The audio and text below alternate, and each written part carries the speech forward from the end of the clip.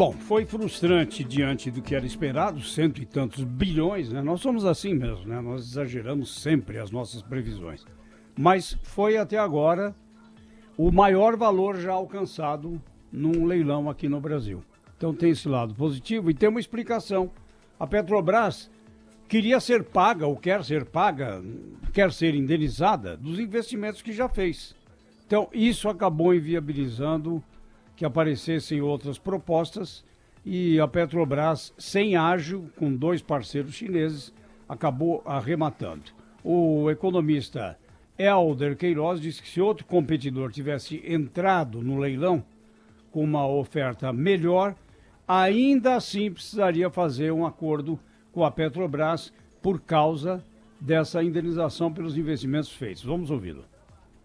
Ficou pendente um aspecto que eu considero importante, que gerou uma variável maior um elemento maior de incerteza para essas empresas, que diz respeito ao ressarcimento que um eventual consórcio ganhador teria que fazer à Petrobras com relação aos investimentos já realizados nessas áreas.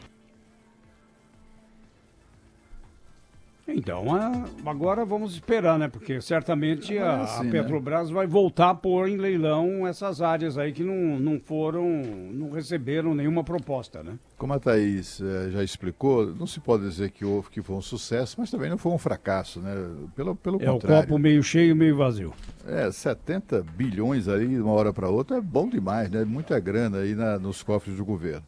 Agora, a questão também é o seguinte, muita gente fica, porque isso, mesmo assim só se conseguiu isso porque foi a Petrobras. Mas é natural que a Petrobras fizesse, não só por ser brasileira, mas porque a Petrobras, apesar de todos os percalços, todos os problemas que tem enfrentado, continua sendo uma das maiores petroleiras do mundo. E, portanto, o seu negócio é exatamente esse, né? O de explorar petróleo. Portanto, é absolutamente compreensível que a Petrobras tenha participado fortemente desse leilão e que tenha ficado com uma boa parte. É bom para o país, é bom para a empresa, tudo bem, eu acho. E os ativos continuam aí, né? Mais cedo ou mais tarde eles serão leiloados em condições que possam atrair interessados e tudo vai ficar bem.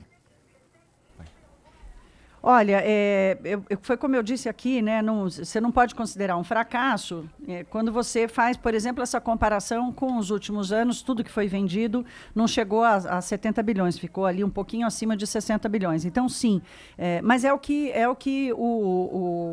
valia, né? Era o preço que o governo tinha pedido pelas duas áreas, tanto assim que não houve ágio. Deixa eu aproveitar para te perguntar uma coisa aqui. Então, nós tínhamos quatro áreas.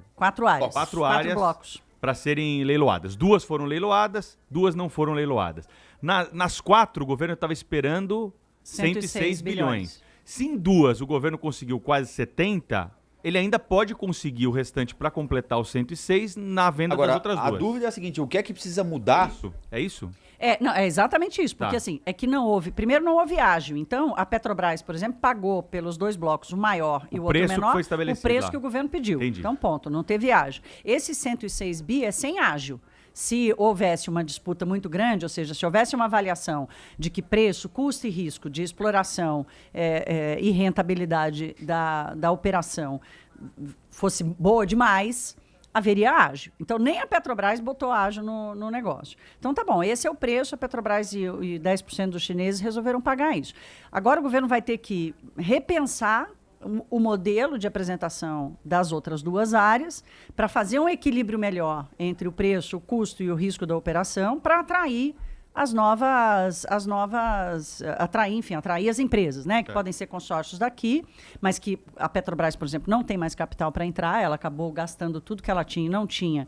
Certamente vai precisar se endividar, mas tudo bem, pode fazer uma operação estruturada com capital mais barato, o mundo tem juros menores, o Brasil tem juro menor, não vejo isso como um problema. Acende um alerta, mas se for bem gerido, não tem problema nisso. A Petrobras não está falida, ela conseguiu fazer uma melhora do seu balanço, ela tem a tecnologia, quer dizer, não é ruim a Petrobras ter levado. O que é ruim é o que evitou, o que fez as outras grandes operadoras saírem de um negócio que é um negócio sem risco. O petróleo já está lá, o cara sabe que ele vai ganhar dinheiro com aquilo.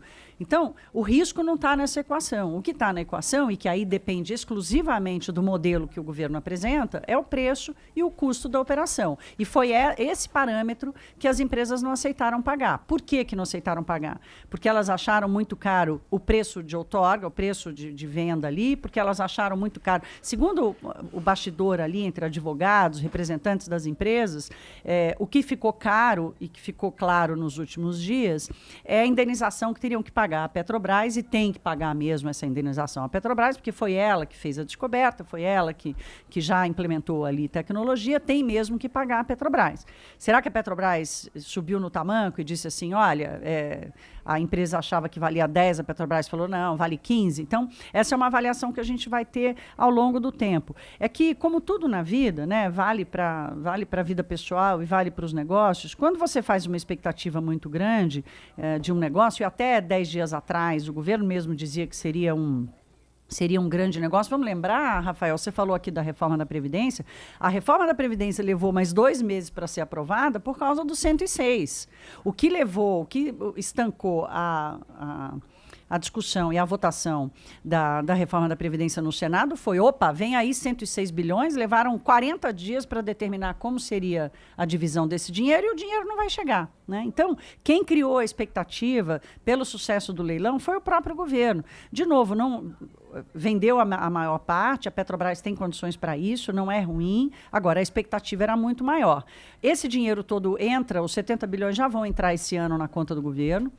E ano que vem, quando o governo tiver que mandar a parte dos estados e dos municípios, então ele vai aproveitar para arrumar as contas de 2019 e vai ter que se virar para arrumar o dinheiro para mandar para os estados e municípios no ano que vem. Agora, hoje vai ter aí, hoje vai ter o leilão. Vai ser proporcional, sim, Cláudio. Vai ser 5 áreas do pré-sal hoje, né? O Isso. governo vai tentar vender hoje, são áreas de risco. São áreas de maior risco porque não está garantida a quantidade de petróleo lá, né? As empresas vão ter que assumir a operação e bancar o risco da quantidade de petróleo que está lá dentro. Mas pode seguir pode ser a boa surpresa que houve nos campos esses campos que foram leiloados agora da seção onerosa, né? Quer dizer, a expectativa é grande e as estrangeiras podem entrar agora, mas é um valor bem menor do que essas que foram garantidas, porque você vê como é que risco faz uma diferença enorme, né? Como não há risco, o preço foi lá para cima. Quando tem mais risco, o preço desce mesmo, não tem saída.